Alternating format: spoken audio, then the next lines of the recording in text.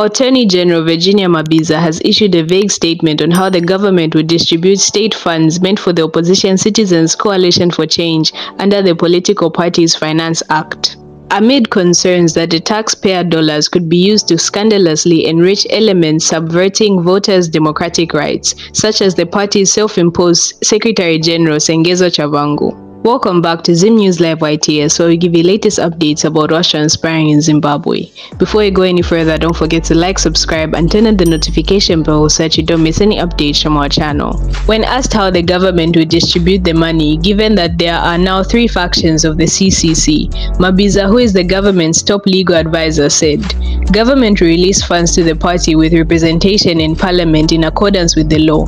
When pressed further to clarify how this will happen, given that the CCC has fragmented into 3 formations, Mabiza still remained evasive. In today's news, Tshabangu poised to grab CCC windfall. Let us know what you think in the comment section down below, and don't forget to like, subscribe, and turn on the notification bell so that you don't miss any updates from our channel.